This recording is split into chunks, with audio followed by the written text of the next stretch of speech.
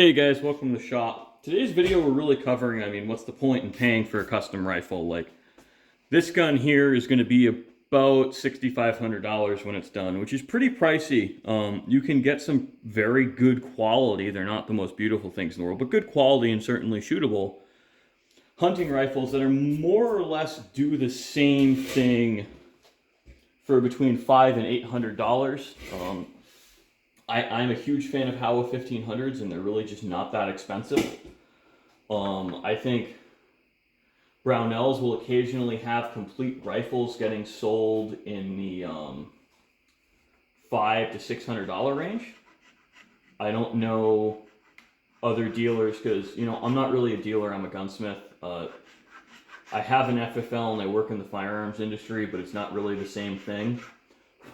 But getting back to the question, what's the point of a custom rifle?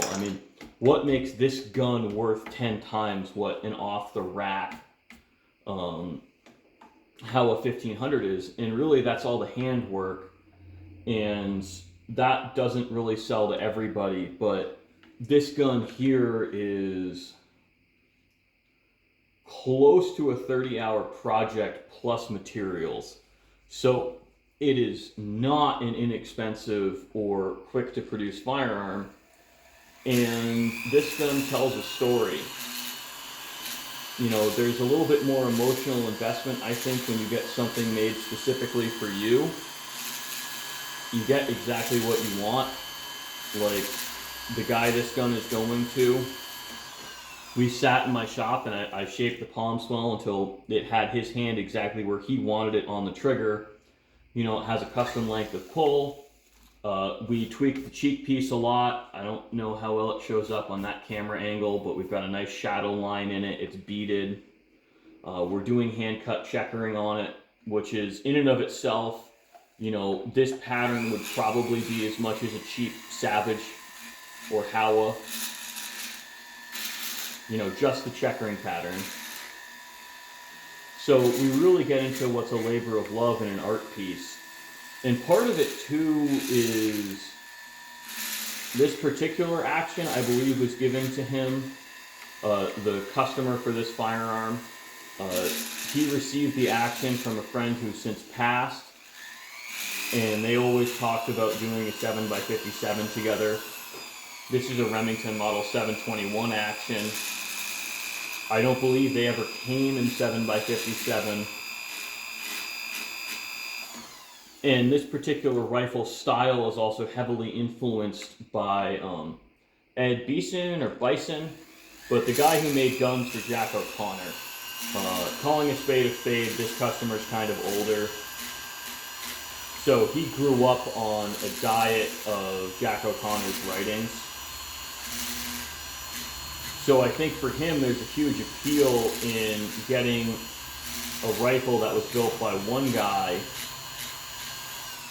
start to finish, and in the style that Ed Beeson would have done, which was really the hot thing, I want to say, from the 60s to the 70s, at least in the West Coast world. I'm from the East Coast, so I've heard of Jack O'Connor, but it wasn't until recently I'd heard of the guy who built his rifles.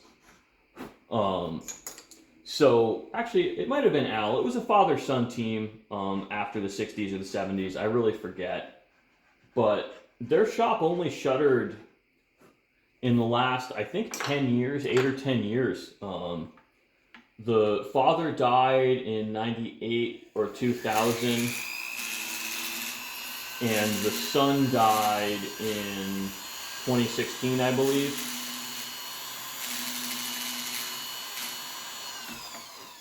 So checkering this cheek piece is quite a bit of work, or this palm swell is quite a bit of work. I generally do charge a bit extra if I have to checker around a palm swell because it slows me down a lot. You see how often I'm straightening my lines? You don't want it to look like crap because what will happen if you let the lines go awry is your diamonds turn into squares. Now, not everyone even notices that, but I notice that, and it's a point of pride to not let that happen. And I think that's another point of the custom rifle build are you really get someone who's proud of their work and puts a little extra into the details, especially in a one-man shop like mine. I am the only person working on this. So, it's a start to finish build. I think for the people in New Hampshire, it's a selling point that I'm local, but I don't think that's a huge selling point. Nationally, I've had jobs from Alaska, Arkansas, Nevada. I think I've had one or two things in from California. I honestly can't remember. Vermont, Maine, Connecticut, Mass. Like, I'm not going to sit here and tell you that I'm some nationally known hotshot, but I do work in more than just New Hampshire.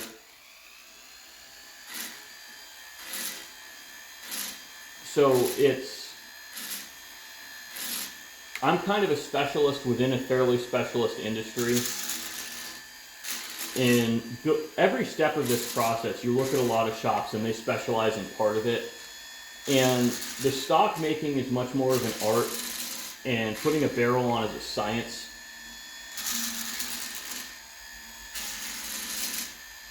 So you look at a lot of the custom rifle shops and they almost exclusively work in synthetic stocks. No, I almost exclusively work in wood stocks because, again, that's my taste, that's my preference, it's what I built a reputation for my shop. I'm not averse to synthetic stocks. And I think that's one of the things people forget who are so used to mass market. Like, I talk to guys and they're like, well, you charge as much to barrel a rifle as it is to buy one. You got to figure a barrel job starts around $600 plus refinishing. So, I could go buy a Browning for that, right? I think my buddy just bought a Browning X-Bolt for like $1,200. But I can use a better quality barrel to start with than most of the factories are using.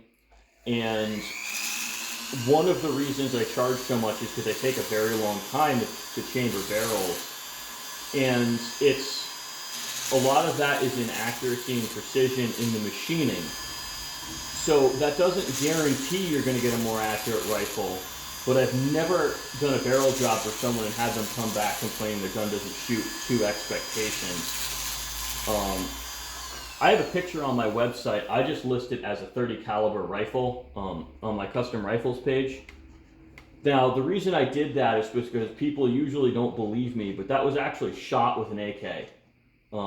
That was the Zastava M76 I did for a customer in Alaska, and I built it in 30-06 because he doesn't want to deal with sourcing 8x57, and he already reloads 8x57. So that, and it's a 7-shot group. I counted and confirmed with him. That's a 7-shot group out of a semi-automatic rifle, and it looks like a 5-shot group. So I'm pretty pleased with that. I mean, I think it was like a 7/10 of an inch group at 100 yards, right? We can build very accurate rifles in the shop, and we can build very beautiful rifles in this shop. So you get what you want, and it should shoot well. So that's a huge selling point. And again, it's a one-person start to finish art piece. Like, if you look at the guns I build more as art pieces than you do as guns, now you're starting to understand why people will pay for that. It's not just about having something that's going to go shoot and kill a deer, punch holes in paper. It's getting a truly custom to you art piece. And it's a very functional sculpture. Like, I take a lot of pride in how I do my woodworking and how I do my checkering. And, I don't really subcontract anything out. Everything is done in my shop, at least right now. Because, frankly, I don't have the volume of work where I can really justify sending it out. Right now, I can meet demand, just me. And as long as that's the case, everything's getting done here by me. until I either subcontract or hire help. And one of the huge benefits to that is I really can control the process. I don't have to worry about someone calling in hungover or working hungover. You know, just doing some sloppy work. I know when I look a little awkward with the checkering tool, and that's again because this is such a curved surface. The lighter I push on it, the less it wants to slip. And the less it wants to slip, the less likely I am to have to sand all of this off and start over.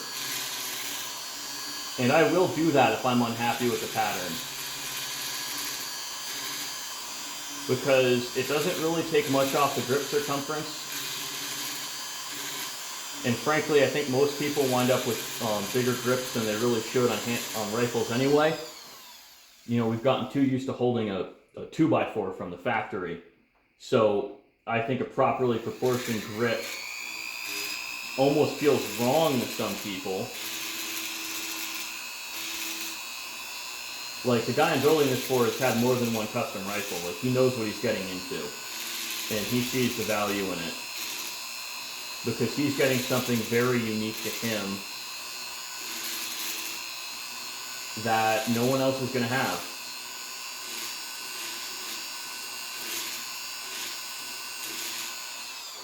And you can see we have one little slip here, but that's not a big deal. That's in an area now that the spacing is set. I'm going to be cutting through there with the hand tool so I can straighten that out very easily. But yeah, kind of getting back into what I was talking about earlier is, now, why would someone want to spend all this money when they can get a really functional rifle? And honestly, I think a lot of it too is people just like what they like, and certain styles just aren't common right now. Like, I'm not aware of any US manufacturer where you can regularly get a Mannlicher stocked rifle. And I can do that here. Now, this stock style here, I think, is my most popular. I do really enjoy Monte Carlo stocks, like the Weatherby's, but they're not to everyone's preference, so I totally understand why other people don't like them. And they're not my most popular choice. This style is, this straight, well, it's really not this completely straight comb, but a much lower profile cheek piece. This style, I don't know who originally popularized it, but I like it. I think it's a very comfortable rifle to shoot.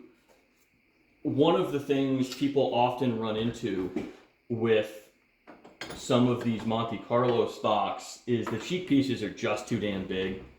You wind up with something that is frankly kind of hard to shoot because, sorry, I'm fumbling and trying to figure out how I'm going to get these lines completely vertical, because it's just easier to keep my checkering straight if my lines are vertical, at least vertical to me. And I think this is going to be close enough. I'm trying to balance making this easy for myself to do and for you guys to see.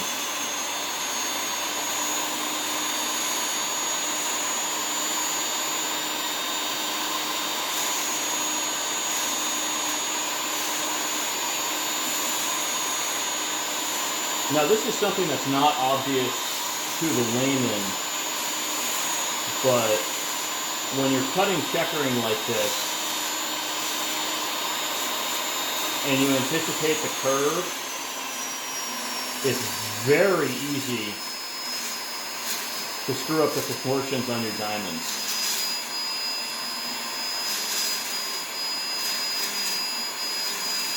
So what I like to do is have everything as vertical as possible.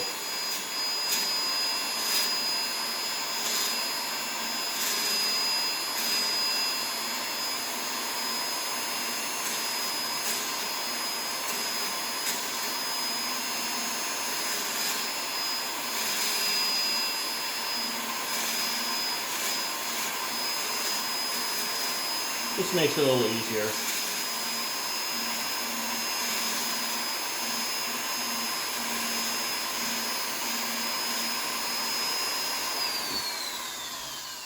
So we're at a point now where it's almost like maybe I do use a hand tool to finish this out, but I can struggle through it with the checkering machine.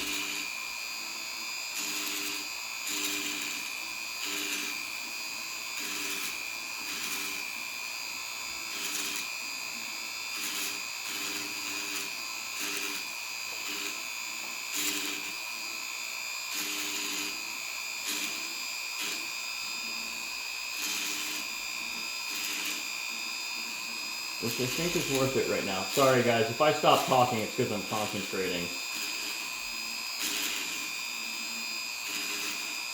Some parts of this process take more concentration than others. I think we're really at a pretty good point just showing you guys how to rough in a pattern like this. You know, and just give you an idea, a few talking points on why I think a custom rifle is worth it if it's in your budget. If your goal really is a pure utilitarian firearm, this is a waste of money. These are not as just utilitarian. They're certainly just as functional, but some people feel bad taking a gun like this out in the woods. I mean, the guy this is going to, I know is going to take this out in the woods. I've had some of his guns in here after hunting season, and he definitely carries them, which is nice. I like building guns that are going to get used. There's really no point in building someone an expensive paperweight. You know, if you're never going to shoot it, where is the enjoyment in it? It's just something you hang on the wall. So thanks for watching, guys, and I hope this gives you a nice perspective on some of the benefits of custom firearms and why you should be open to considering them.